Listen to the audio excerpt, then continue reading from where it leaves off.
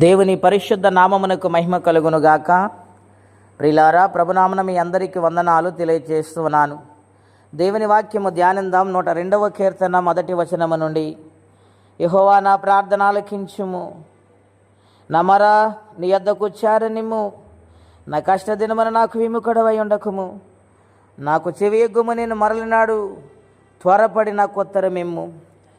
ప్రియమైన దేవుని బిడ్డలారా, పరిశుద్ధాత్మదేవుడు ఈ ఉదయకాల సమయంలో మనతో మాట్లాడుచు ఉన్నారు. ఇక్కడ భక్తుడు కన్నీటి ప్రార్థన చేస్తున్నాడు.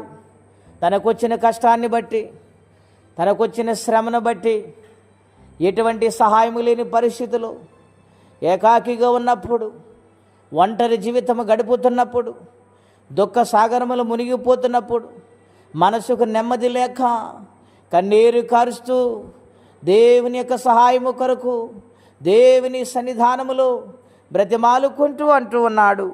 యెహోవా, నా ప్రార్థన ఆలకింపుము, నా మొరకు నీ యొద్ద చేరనిమ్ము.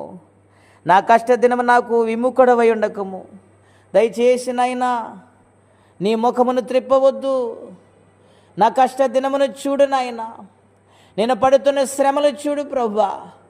ఆపదల్లో ఉన్నాను, కరుణించు నాయనా అని భక్తుడు ప్రార్థన చేస్తున్నాడు. ప్రియులారా, తనకొచ్చిన కష్టం అటువంటిది, తనకొచ్చిన శ్రమ అటువంటిది, తనకొచ్చిన బాధ అటువంటిది. ప్రియులారా, గనుక తన చేస్తున్న ప్రార్థన దేవుడు ఆలకించారు. తన మరణైనా విన్నారు. ఆ మనో దుఃఖాన్ని, వేదనైనా చూశారు. ఆయన సహాయము చేయుటకు త్వరగా వచ్చి ఉన్నారు. ప్రియులారా, మనము కూడా దేవుని సన్నిధానములో కన్నీటి ప్రార్థన చేయగలిగితే, అన్నావల దేవుని సన్నిధిలో మొర్ర పెట్టుకుంటే, అన్నా ప్రార్థన ఆలకించిన దేవుడు, భక్తులు ప్రార్థన ఆలకించిన దేవుడు మన ప్రార్థన ఆలకించటానికి సిద్ధముగా ఉన్నారు. ఏ యొక్క కష్ట పరిస్థితుల గుండా ప్రయాణము చేస్తున్నారు, ఏ రోగాలు వెంబడించి బాధ పెడుతున్నాయి, గడ్డు సమస్యలతో నలిగిపోతున్నారా, నెమ్మది లేని పరిస్థితుల గుండా ప్రయాణము చేస్తున్నారా, ఆర్థికంగా నలిగిపోతూ ఉన్నారా, దేవుని సహాయమును అడుగుదాము. కన్నీటి ప్రార్థన చేద్దాము. కన్నీటి ప్రార్థన చేస్తే ఆయన ముందుకెళ్ళే దేవుడు కాదు, ఆయన ముఖము త్రిప్పుకునే దేవుడు కాదు. నిశ్చయముగా ఆయన జ్ఞాపకము చేసుకొని మన ప్రార్థన ఆలకించి గొప్ప కార్యాలు మన జీవితంలో జరిగిస్తారు. దావీదు కుమారుడు నన్ను కరుణించని కేకలు వేస్తూ ఆర్తనాదము చేస్తూ ఉంటే యేసుప్రభువారు ముందుకు వెళ్ళలేకపోయారు. ఆగిపోయి తనను స్వస్థపరిచారు. మన జీవితాల్లో కూడా దేవుడు అద్భుతాలు చేయబోతూ ఉన్నారు. విశ్వాసముతో ప్రార్థించండి. కన్నీటి ప్రార్థన ఎంతో విలువైనది.